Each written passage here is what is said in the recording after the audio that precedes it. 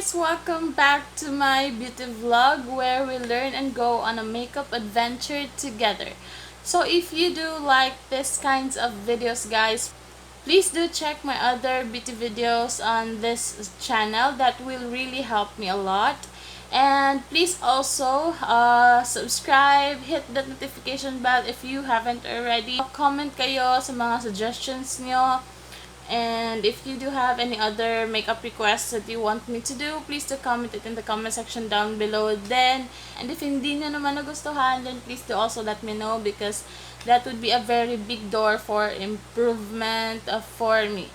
So without further ado, let's go to the video.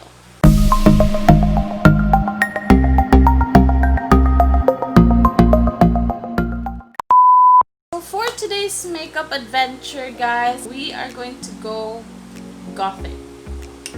So yeah, this is by the way a suggestion from a good college friend and a dormitory roommate of mine. So hey there Jazel, thank you so much for suggesting this makeup look, and I am really so excited to try this one. So I really actually don't know much about Gothic or goth, but sa tuwing na didinig ko yung word na Gothic or goth, the first thing that comes to mind is highly emotional. Yung somewhat dark, heavy, parang ganun. And then since I want to make a twist on this one, I also want to make this sort of aesthetic, yung parang ini-infuse yung nature dun sa makeup look mo. I don't know if I am correct. Please do let me know kung tama ba yung pagkakaintindi ko both sa goth and sa aesthetic. So yeah, let me just go ahead and put my foundation real quick, and then we will start with our nagpalit ako ng damit kasi sobrang naiinitan ako dun sa suot ko kanina.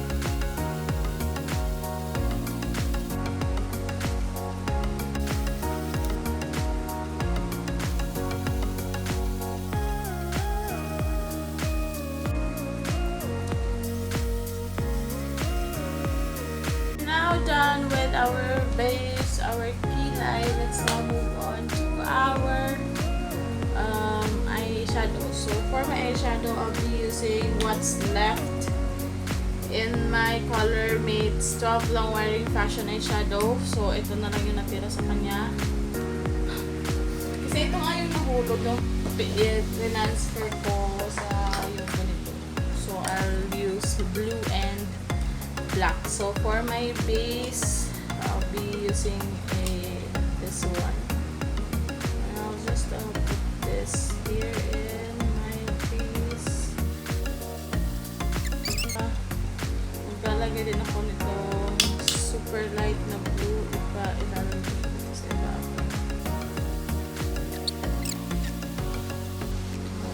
Okay, there you go. And then I'll move on to the darkest blue.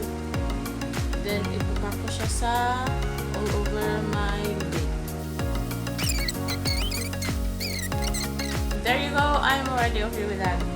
I will not disturb it even more kasi nakakita ko baka ano pa mangyari. Okay, so for my lower lash, I'll just use that darkest blue, and then I'll put it here parang pang eyeliner. Okay, just like that, and then I'll just go ahead and blend it.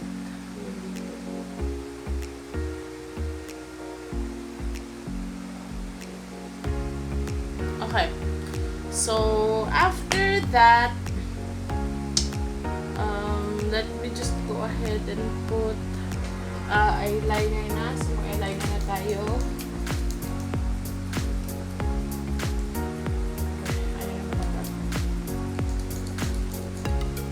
So for our eyeliner, since this is Gothic, kakapalag ko yung eyeliner.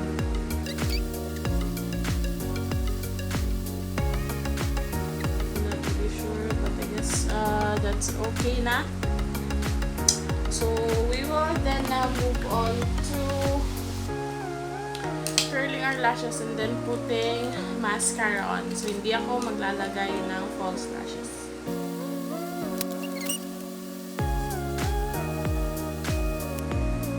Okay. There you go.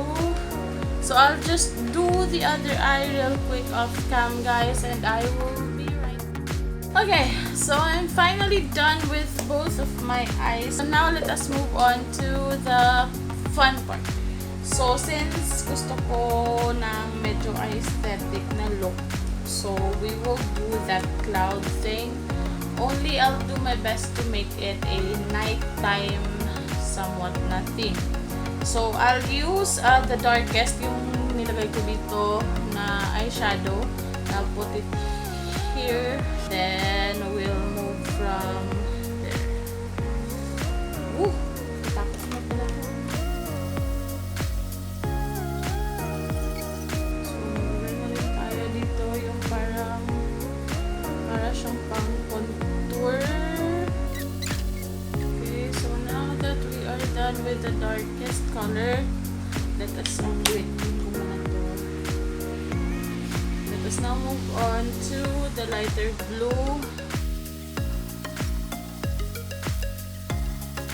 Okay, so then let's put a little bit of the lightest here. Okay, so I ran out of storage. So by the way, tapos ko na ilagay yung combination of light and dark na blue. And now I'm going to try this towards the sun na palette ng SFR and use this color right here para mag-add pa ng konting blue dito. Okay, and then now to add a little bit more of color din dito sa lids ko, I'll just put blue din. So after that, I want to put in some more dark na color just dito na part sa ibaba, sa itaas pala.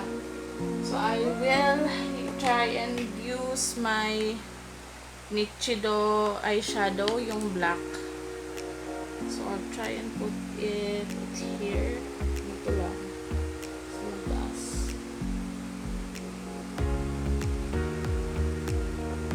Since we are now done with all the blues and the dark colors, I guess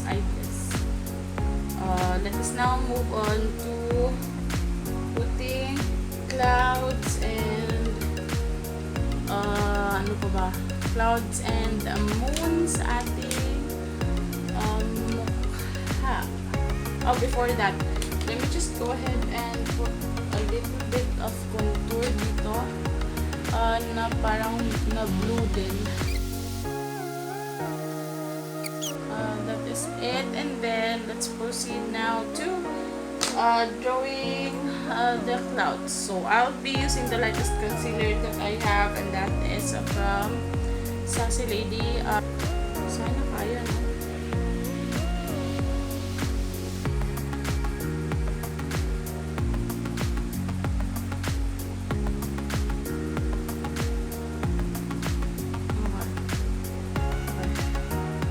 So after a lot of trial and error and pangangalay, I finally did it.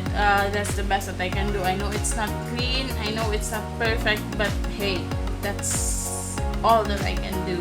So I'll try and draw the best sets of clouds here that I can. The best set. Hindi ako makaka-promise na sobrang ganda niya. I'll just try my best.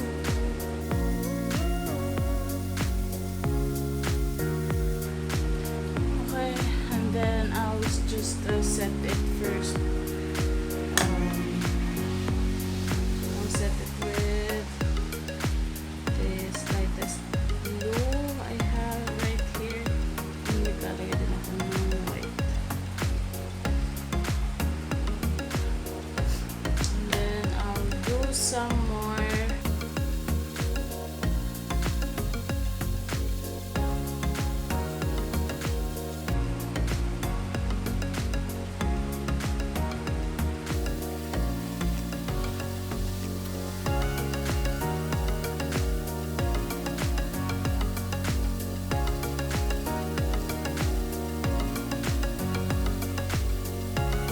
Okay, so basically done. I'm basically done with my look. So I'll just pop in some lipstick. This would be from Tupperware. This is their nude shade named Perfect Nude.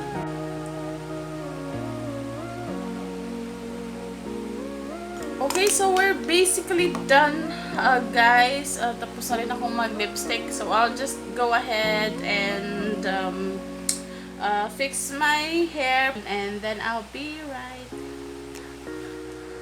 So here is the final look, guys. Okay, so I actually don't know if it really did achieve that Gothic-ish aesthetic look. I don't know.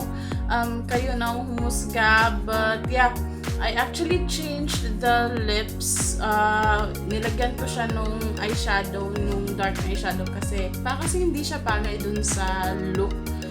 So yeah, if you do like this video, give this video a thumbs up, share this to other makeup adventurers like me, and then if you have any corrections or if you have any suggestions or requests about what look should I do next, then please do comment it in the comment section down below na din. Thank you so much for watching, guys. Please do subscribe and then hit that notification bell button if you haven't already. Thank you so much for watching. God bless you, stay beautiful, and I will see you on my next video. Bye!